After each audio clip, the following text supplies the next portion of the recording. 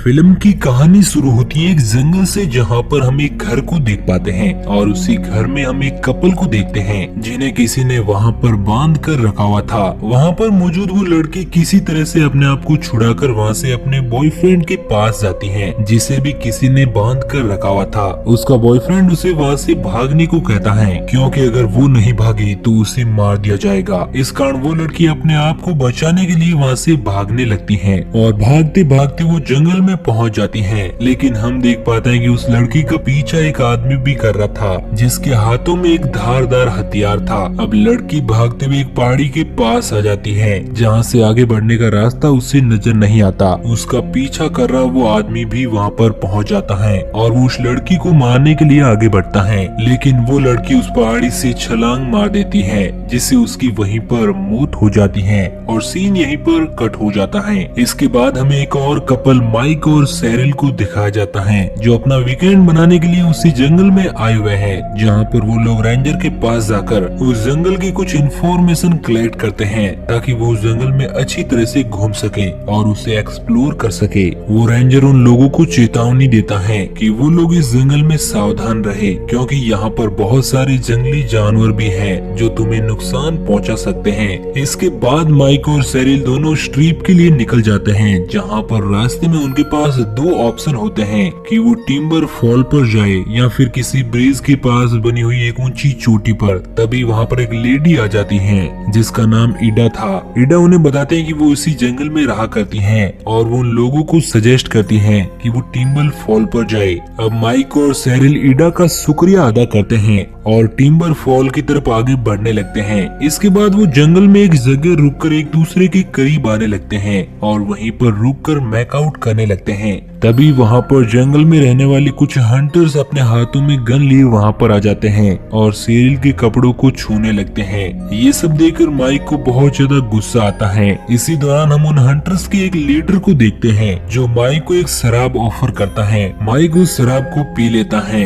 वो leader mic को शराब को खरीदने के लिए कहता है, लेकिन माइक शराब नहीं खरीदना चाहता। लीडर उसे जबरदस्ती करता है। सैरिल माइक को उन लोगों को पैसा देने के लिए कहती है, लेकिन माइक अपने बैग से पैसे की जगह अपनी गन निकालने लगता है। लेकिन सैरिल ये सब देखकर बहुत ज्यादा नाराज होती है, क्योंकि माइक अपने साथ गन लेकर आया था। वो उसे कॉम्प्रोमाइज करने को कहती है। इसके बाद माइक अपने पास से कुछ पैसे निकालकर उनको दे देता है और वो हंटर वहाँ से चले जाते हैं। इसके बाद वो दोनों एक वाटरफॉल के पास जाते हैं, जहाँ पर सैरिल माइक से बहुत ज्यादा नाराज थी, क्योंकि वो अपने साथ गन लेकर आया था। सैरिल माइक से गन फेंकने को कहती है, लेकिन माइक उसे बताता है कि अगर उसने उस गन को फेंक दिया तो कोई आदमी उसे यूज कर लेगा। इस कारण सैरिल उसे उस गन के अंदर मौजूद गोलियों को फेंकने को कहती है। माइक गोलियों को वहीं पर फेंक देता है। तभी वहाँ पर क्लाइड नाम का एक रेंजर आता है, जो उन लोगों से पूछने आया था कि आखिर वो लोग टेंट कहाँ पर लगा रहे हैं। इस पर माइक क्लाइड से पूछता है कि आखिर टेंट कहाँ पर लगाना चाहिए, तो वो बताता है कि पास में ही एक लेक है, जहाँ पर वो अपना टेंट आसानी से लगा सकते हैं। उसकी बात मानकर माइक और सैरिल उसी लेक के किनारे अपना टेंट लगाने लगते हैं। अब रात हो जाती है। सैरिल और माइक दोनों मिलकर बातें कर रहे होते हैं। इस दौरान सैरिल माइक को बताती है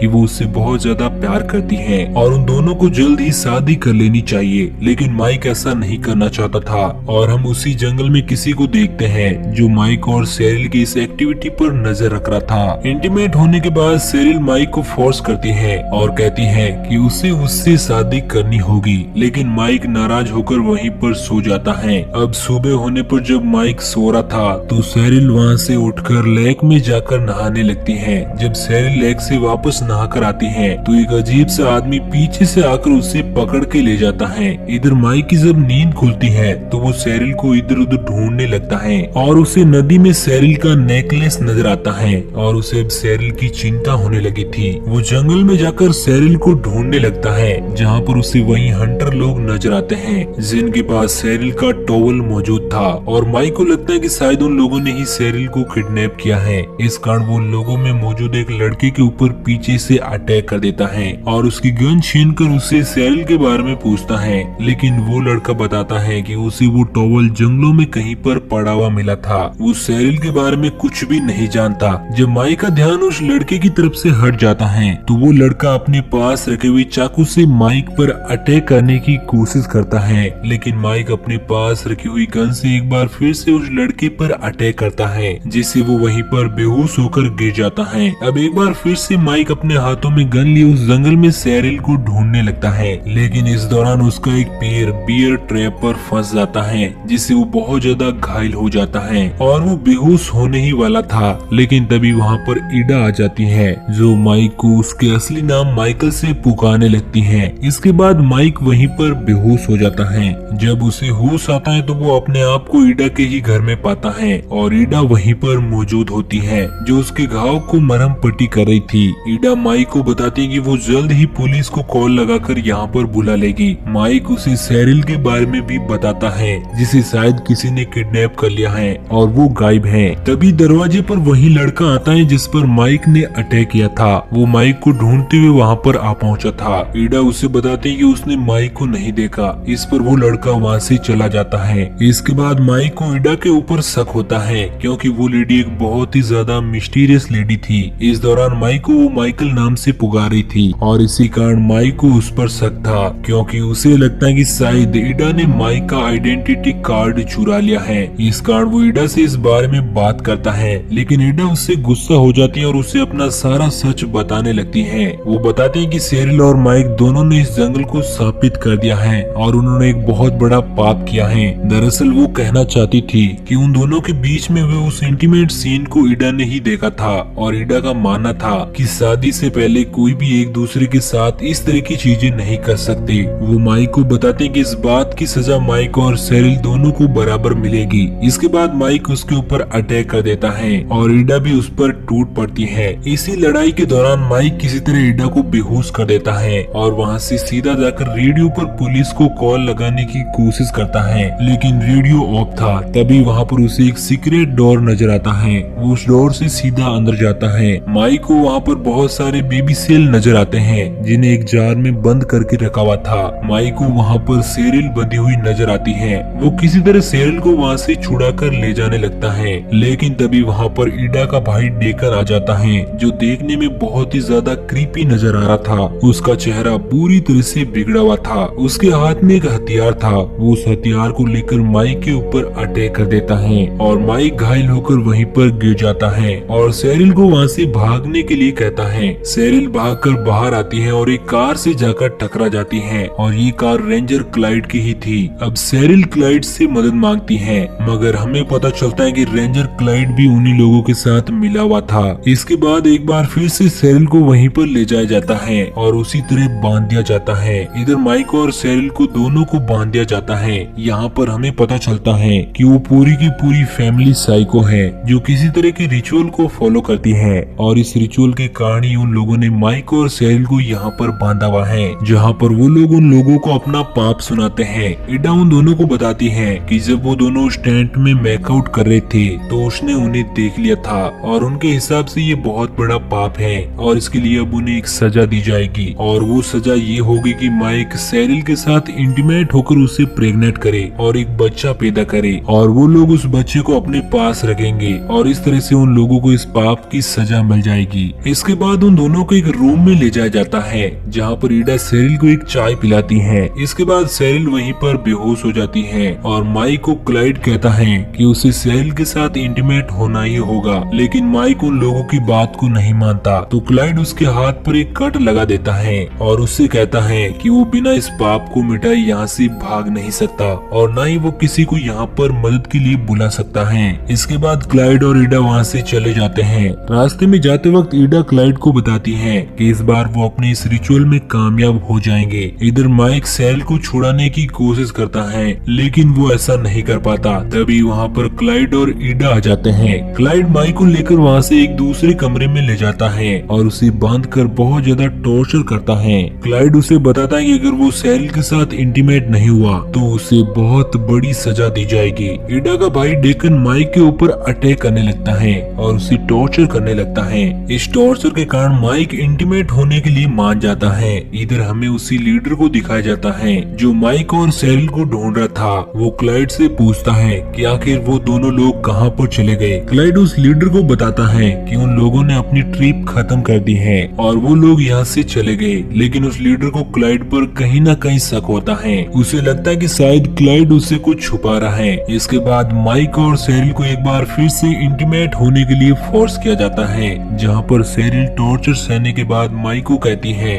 कि वो उसके साथ इंटीमेट हो जाए, नहीं तो वो लोग हमें मार देंगे। लेकिन माइक उसकी बात बिल्कुल भी नहीं मानता। इधर रेंजर ऑफिस में माइक और सेरिल के मिसिंग होने की जानकारी भी रेंजर्स को लग जाती है। इस कारण रेंजर ऑफिसर अपने एक जूनियर ऑफिसर को जंगल में जाकर माइक और सेरिल को ढूंढने को कहता है। जब वो जूनियर ऑफिसर जंगल में जाती है तो उसे वहीं हंटर्स मिलते हैं। वो उन हंटर्स को भी उन दोनों की तस्वीर दिखाकर उनके बारे में पूछती है, लेकिन वो हंटर्स उस ऑफिसर को कुछ भी नहीं बताते, क्योंकि वो हंटर्स भी अभी तक शौक में थे और उन्हें लगता है कि शायद कहीं ना कहीं क्लाइड ने उन लोगों से कुछ न कुछ तो छुपा रहा है। इसके बाद हमें क्लाइड को दिखाया जाता है, जो माइक और सेरिल को अभी तक फोर्स कर रहे होते हैं। ईडा सेरिल को बताती है कि अगर वो उसके साथ इंटीमेट नहीं हुई तो वो उसे खत्म कर देंगे। इस बात पर सेरिल हंसने लगती है और उन लोगों को बताती है कि वो तो 2 महीने पहले से ही प्रेग्नेंट है। ये बात सुनकर ईडा को बहुत बुरा लगता है और क्लाइड और ईडा दोनों परेशान हो चुके थे, क्योंकि उन लोगों की सारी मेहनत पर पानी फिर चुका था। इधर हम उन्हीं हंटर्स को देखते हैं जो क्लाइड और ईडा की असलियत जानने के लिए उनके घर तक आ पहुँचे हैं। वो घर का दरवाजा तोड़कर अंदर घुसते हैं और इस बात की जानकारी क्लाइड और ईडा को भी लग जाती है।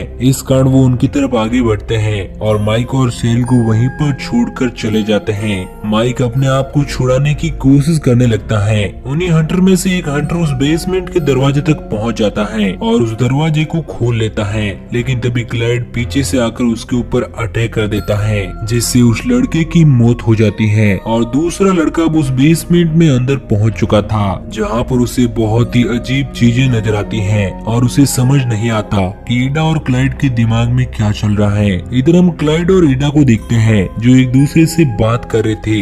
ईडा क्लाइड को बताती है कि हमें सेरिल के उस बच्चे को गिरा देना चाहिए ताकि वो अपने इस रिचुअल को आसानी से कर सके, लेकिन क्लाइड उसे बताता है कि अब वो उन दोनों को खत्म कर देंगे और किसी एक दूसरे कपल को इस रिचुअल के लिए इस्तेमाल करेंगे। इसके बाद क्लाइड माइक और सेरिल को खत्म करने के लिए उस बेसमेंट वाले रूम में जाता है, जहाँ पर अब माइक आजाद हो चुका था और वो अपने हाथ में लगी हुई गन से क्लाइड के ऊपर अटैक कर देता है, जिससे उसकी दर्दनाक मौत हो जाती है। ईडा भी वहाँ पर पहुँच जाती है और क्लाइड की इस हालत को देखकर रोने लगती है। इसके बाद वो माइक के ऊपर अटैक कर देती है और माइक के घाव पर बार बार अटैक करती है, जिससे माइक को बहुत दर्द होता है। लेकिन इधर से सेरिल भी अपने आप को किसी तरह से छुड़ा लेती है और वो ईडा के ऊपर अटैक कर देती है, जिससे वो वहीं पर घायल होकर गिर जाती है। वो लोग ईडा को उसी बेसमेंट में कैद करके वहाँ से बाहर निकल जाते हैं। अब माइक बहुत ज्यादा घायल था, इस कारण चलने में भी उससे दिक्कत हो रही थी। सेरिल वहाँ से उस घर में जाती है और रेडियो पर पुलिस से कांटेक्ट करती है ताकि वो वहाँ पर आकर उन लोगों की मदद कर सके।